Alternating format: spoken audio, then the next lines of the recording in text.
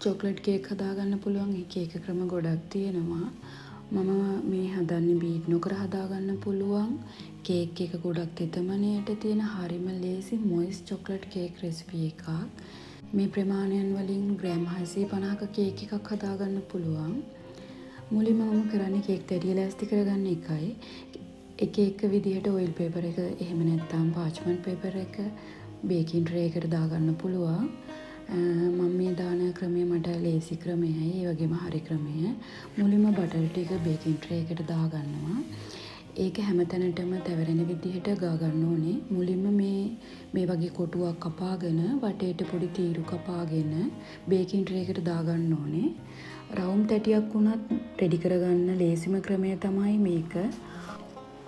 හරි දැන් chocolate cake batter එක හදන විදිහ බලමු. මුලින්ම බෝල් එකට සීනි කප් එක දාගන්නවා.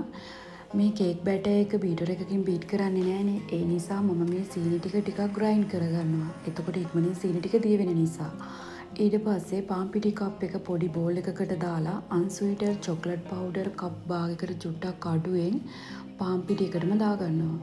ඊට පස්සේ ඒකටම බේකින් පවුඩර් ටීස්පූන් එකක් සහ බේකින් සෝඩා ටීස්පූන් භාගයක් එකතු කරගෙන හොඳට මික්ස් කරගන්නවා.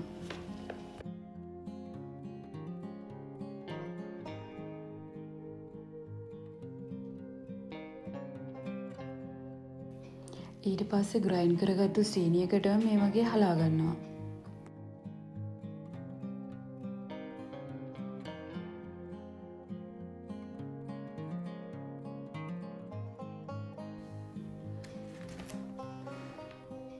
මේ වෙලාවේදී මම ලුණු තේ හැඳි කාලක් මේකටම මේ වගේ එකතු කරගන්නවා. ඊට පස්සේ මේ බෝල් එකටම කර්ඩ් කප් භාගයක් උද්දා ගන්නවා.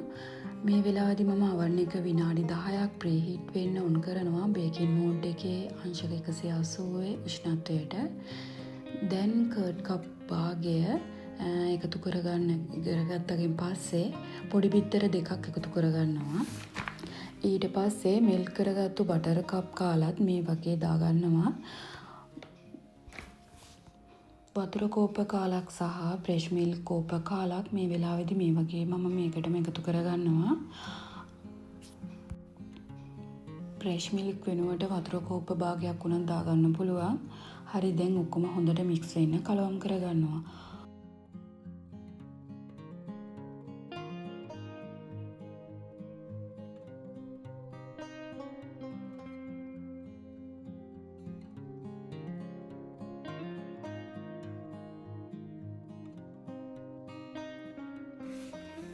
චොක්ලට් කේක් බැටර් එක දැන් හරි කලින් රෙඩි කරගත්තු බේකින් ට්‍රේ එකට චොක්ලට් කේක් බැටර් එක මේ වගේ දාගන්නවා. ඊට පස්සේ වැඩිපුර මේ තියෙන යා බබල්ස් නැති වෙන්න මේ වගේ ටැප් කරගන්නවා.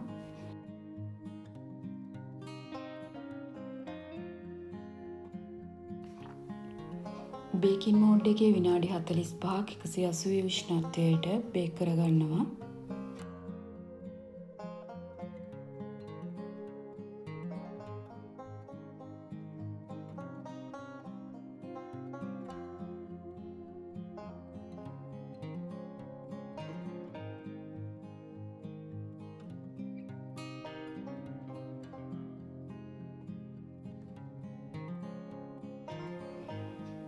ගොඩක් තෙත ගතියට තියෙන චොක්ලට් කේක් එකක් නිසා ස්ටික් එකේ කොහොමත් මේ වගේ ඇලෙන්න පුළුවන්.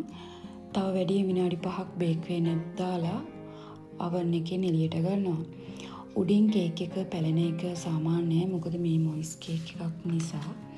ඉතින් මේ විනාඩි 50ක් බේක් කරගත්තාගෙන් පස්සේ හොඳ සොෆ්ට් එකකට කේක් එක තියෙනවා.